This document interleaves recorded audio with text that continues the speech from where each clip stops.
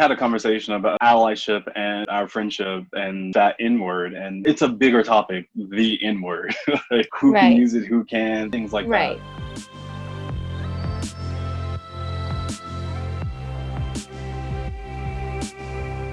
There was a situation this past weekend. We were at the mall wearing our masks and trying to socially distance. And we saw a group of young Black kids, and they like having a party or something. Like, they had customized shirts. It was like a family gathering thing.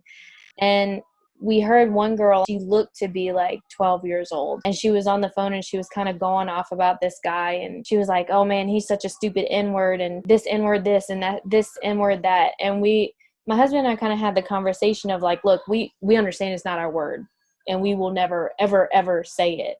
But we were just kind of wondering, is it derogatory when it comes from a white person, or is the word in general derogatory?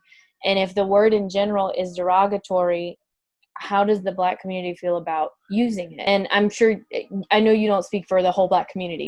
Yeah, I mean, if they let me, I would, but I think Oprah should go first.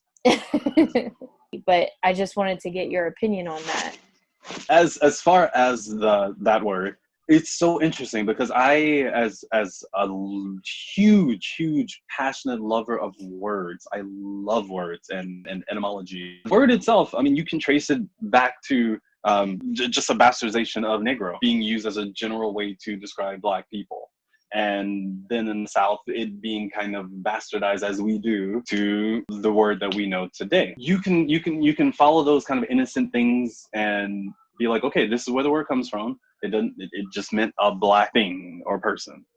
Mm-hmm. However, in 2020, that's not what we hear. Right. And as much as I love words, connotation is always more important than denotation. The way that it makes you feel matters so much more than the meaning itself. And I think you should treat that word with a little more deference, but almost the same as you would any other way to describe a person. And if you know a person, and this is such a random example, but if you know a person who, no, I don't want to use that example. That's just dumb. If you have a gay friend, you pretty much know that there's a certain word or certain words that trigger a response, that elicit a reaction, so you don't use that word. You don't need to have a conversation with the person like, excuse me, can we talk about faggot? There's no need for it. You know it's a horrible word, and you leave it at that. But for some reason with this word, because it's so pervasive in a certain part of culture, especially in our music and some of our media, then because people like you have heard it around them and they continue to hear it, it's almost like okay, so you're saying that the word is okay, just not for me. Why? Hell, we can do a whole Black Studies course on why, because you need to know how much comes to us when we hear that word. It's not just a bad word. It's slavery and the institutions that keep it going. And I mean, of course, I know you get that, but this is one of those things I get asked all the time, like, why is it okay? And I'm like, I really don't have a year to sit here and educate you on the things that I wish you would have learned in your history class, because there's so much pain and suffering and tragedy that happen at the same time someone screamed those words. And I want to compare it to Japan, where I lived for 9 years. There was such a big argument for especially white people who were living in Japan about the word gaijin.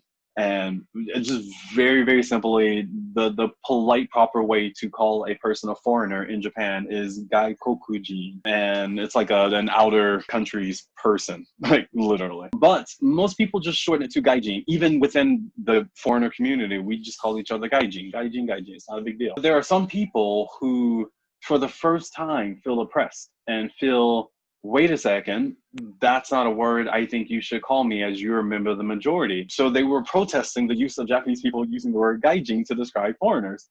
And I could not roll my eyes any harder, because you're not oppressed. That word was not shouted at you while you're being like persecuted in Japan. It's just a word you don't like. I feel like it's almost comparing the N-word to the word cracker. There's just no comparison. And that's why it's easier to use gaijin than honky or cracker, because when I say it in a very flat way, you don't have any emotional connection to gaijin, so you're like, oh, that's dumb.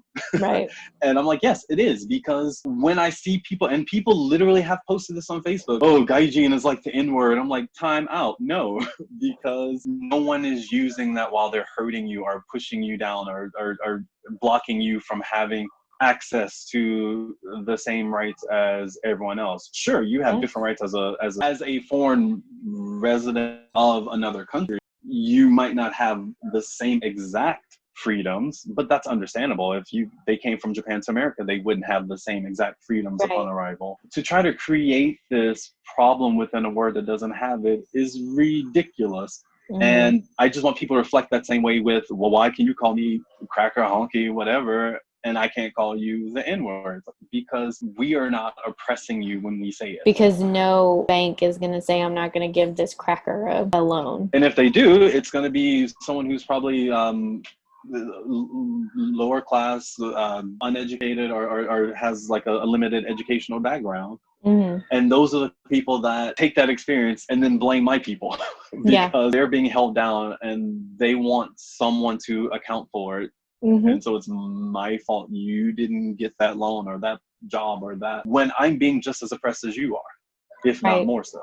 Like you could walk into whatever dealership or whatever bank and get the same loan. And again, this is all going to go back to equity, because if you had land in your name and you were able to build out these resources for your family to pass down to them, you were probably born with a better credit score than I have now, just for being born, you know, and you're my best friend. I'm not going to hold that against you. It's a fact. Not every white person believes in white supremacy, but every white person benefits from white supremacy. They benefit from the policies and everything that were put in place for us. People get so angry at it, and it's like, that's not negating the work that you did. That's not negating any struggles that you went through as a person and who you became today. It just means that your skin color wasn't the reason why you went through those hardships. Give me 2 seconds. I'm gonna breathe while looking right at a sign that says we can't breathe.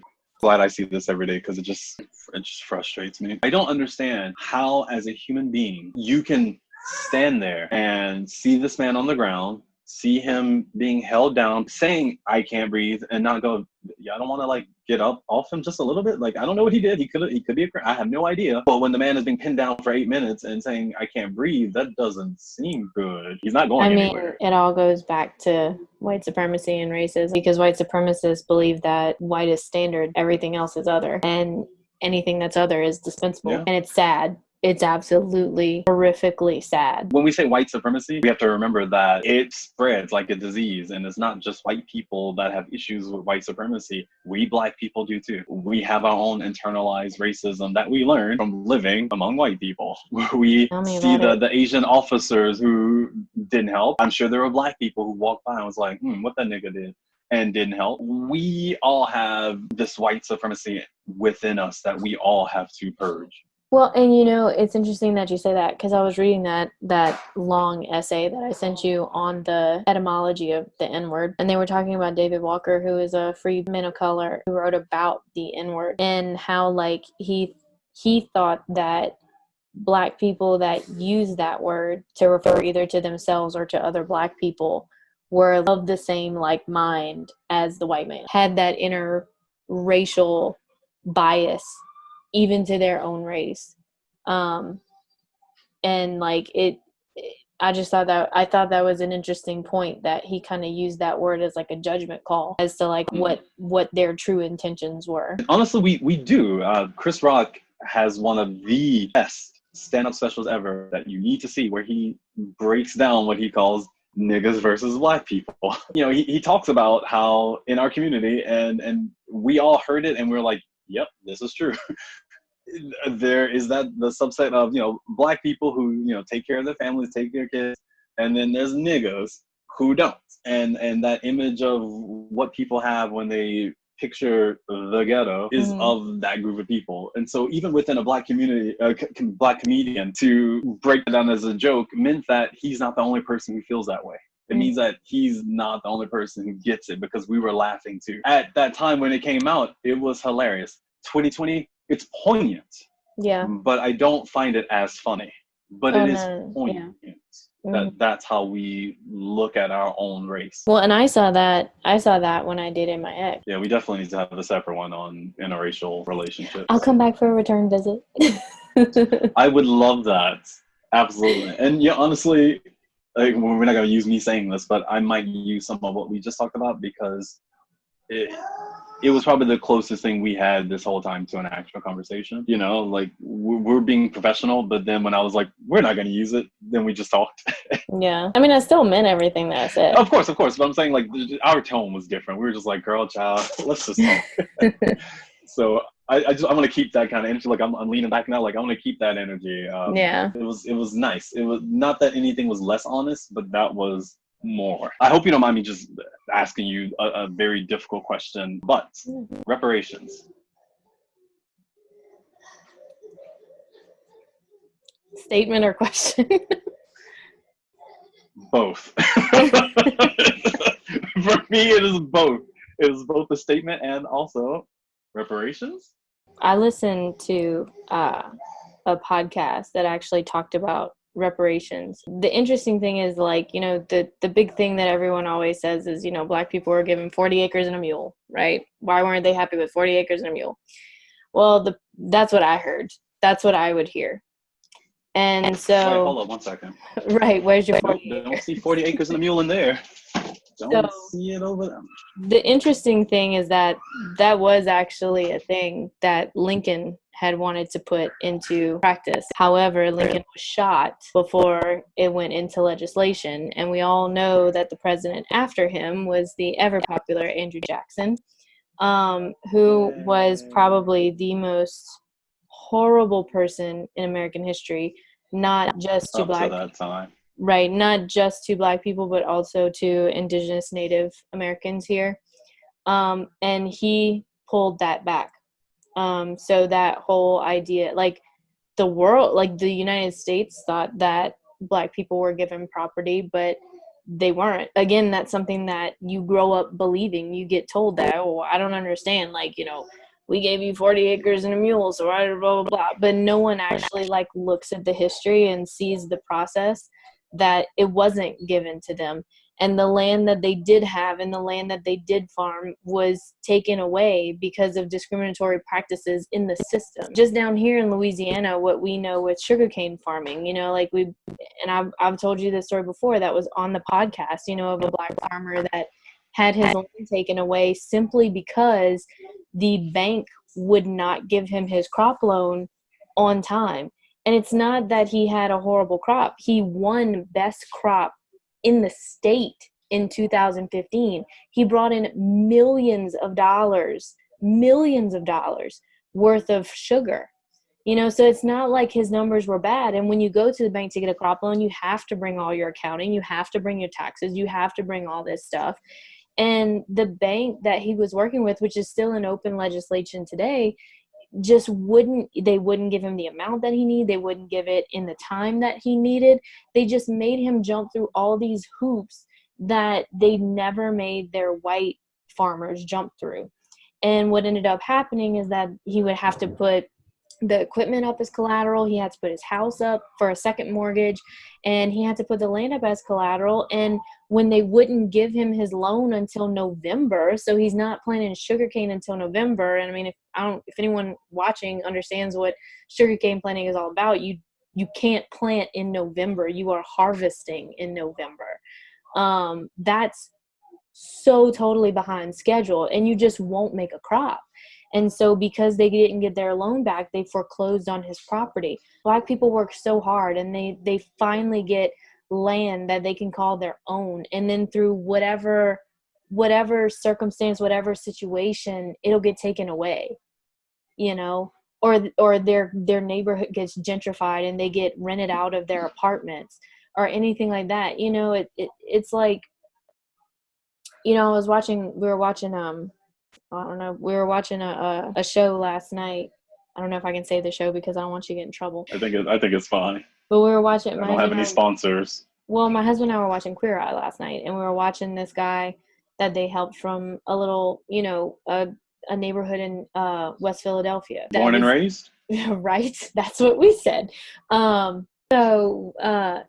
was talking about how the neighborhood is slowly starting to get gentrified, and he owned a gym, and He was worried that he wouldn't be able to compete with the big chain gyms that came, but he still wanted to stay true to what he was and what he wanted in his gym. And that's part of it too. It's like, it's like, and he said it, he's like, I'm all for coming in and like helping better a community, but you can't better a community by pushing the community people out. Is that sort of thing, like when a neighborhood gets, like after Katrina, like so many of the like very rich Black neighborhoods just got completely gentrified, and those people can't live there anymore because they can't afford it. And they can't afford it because there's wage salary discrimination going on. Like it's just there's so many steps in this ladder to oppression, that people just they don't understand. Reparations, like, I don't feel like we as white people get to say what reparations look like. I feel like true reparations would be equal. Whether you're Black or white, you get paid the same for the same amount of education. You get the same interest rates. You get the same loans. You get, everything. And I don't know if that's what reparations would look like. But I don't think we as white people get to tell Black people, like, well, you got this, so that's your reparation. Like, that's not fair. That's completely not fair, because we have a system that'll take that reparation away in a heartbeat. Yeah, I remember now the way that I wanted to frame it, because it wasn't just going to be like, let me attack it with this question. But I wanted to frame it as an example. I know how hard you work. I know the things that you do outside of your normal teaching to enrich your classes, to make sure that you're bringing in such a diverse culture. And you and I have talked a lot about minstrelsy. We'll definitely get into that another time. I wanted to keep theater a little separate. But if you as a teacher, and many teachers have this experience where they're working far more than the 40 or 20 hours that they're scheduled to work, getting all this overtime. And if you think about compounding that, you are not getting your overtime for X amount of years, you would be pissed. Right. You would be angry if you found out that you were doing a lot of extra work for no pay. Right. Now imagine that your whole salary was taken away. You're still doing the same amount of work, but you're not getting paid your regular salary or overtime. Right. And if you're pissed about not getting your overtime, imagine what it's like to not get paid at all. Right. Yeah. And not only that, but to have your family being held hostage, because that's what it was. I mean, that's why they would sell whole families or break them up, because it's like, we're going to hold you down. If you ever want to see your daughter again, who's at our friend's farm, you're not going to run away. We were held hostage. Yeah. We built this damn country. And when we say you have held us back, not only in chains, but in these invisible ones that we can't see through your policies, it's not Black people just going, hey, give us some money. It's not a stimulus package to get through. It's a way to to rebalance the scales and to make sure that the legacy that we have is able to move forward by closing it out. And you can't close it out until measures are made to make us on the same page. And if that means giving every Black family X amount of money, do it. Don't ask me what we're going to do with it. It's none of your damn business. I didn't ask your grandfather what he did with his land that my grandfather worked on. So it doesn't matter. Like that argument of, well, if you give your money, it doesn't matter what we spend it on. The fact is, we are owed for building this country. Yeah. And if it's through money or through programs, whatever, we are owed. And the thing that Cornel West said that I think is the perfect way to finish this out is Black people are love. We are love. You said it earlier when you talked about the girls that helped you get through school. We are love. We have put so much energy. We've invested so much into making this country work and to make it, I don't even know a better way to put it, to shield you, my best friend, from some of the pain I've gone through. Growing up together 15 years ago, I didn't tell you every single thing that went through my Black mind. I would go home, vent with my family, and that was it. Now that we are closer, now that you are my ally, we can have these conversations, and I can say, like, I've been feeling oppressed, I've been feeling tired, I've been feeling all of these thoughts, but at the same time, I still love you, I still love your family, I still love everyone involved, Michael, your son, his family. Don't give a damn what they might have said about me when I met them at the wedding. I don't care. I still love them, because Black people are loved. We do not want to start a revolution and take over the country. We don't want to kill every white person we see. We're more afraid of you guys than we are, because if you call the cops, I could get killed. So listening to the professor explain that was so beautiful, because it's so true. We are loved, and we want to continue bringing love, bringing music, bringing art that is filled with love. But we're tired. I love you, Boo. I love you. Thank you. I think your little man is having some fun down there. Okay, sorry. No, I love it. That's like this. It's just normal. You have a family. Like, we're not in a, and you know, that's also too, like, you know, I boring think studio. Again, you can cut this because I think you just had an ending just there. But you know, when we talk about allyship, like something that, you know, I may not be going to protests or anything, but I'm making sure that I'm going to be raising someone who knows he has privilege, and to know that he needs to use it to help people who are oppressed. He needs to know how he can be an ally. And if I can raise him from a very young age to understand that, yes, Uncle Wendell is Black, and Uncle Wendell goes through some hardships, and we need to help him. We need to stand up for him. We need to make sure that he is safe and protected, because we love him, and because our skin color gives us the advantages in order to do that. Like, I want him to know that. And I think that too is a big part of it, is raising a younger generation to do better, you know. Like, this older generation, you know, like, you know, the older generation that lived through segregation, you know. As a fact, my parents graduated from an all-white high school. They graduated in 1959, before desegregation. My parents loved all my friends of all different sexual orientations, different races, whatever, but they did still have an inhibited bias, just like the rest of my family, you know. Like, and that's something that happens, and it's very hard to change an idea. Once somebody has an idea of what a person is, people, you know, like when my family sees you become the exception, when actually what you really are is the norm, you know. You know, but in a mind that has had this idea of, and has been told for years and years and years, and I'm talking about like 80 years, that this is what Black people are, it's very hard to kill that idea. The most important thing I feel I can do now that I have a child is to instill in him this idea of, or not this idea rather, but this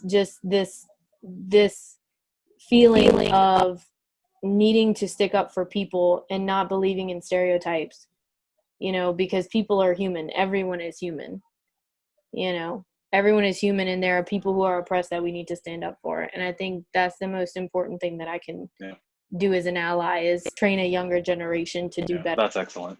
I mean, that is how we change the world, through these connections, through these conversations, but then through our children, and making sure that they see what we didn't see, or see what took us so long to be able to articulate and to express to them. So just thank you, as a parent, as a friend, as an ally, and quite frankly, as a family member.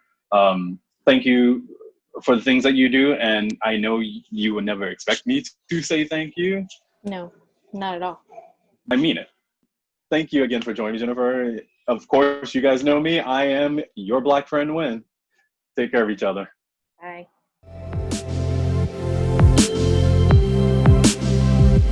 We did it!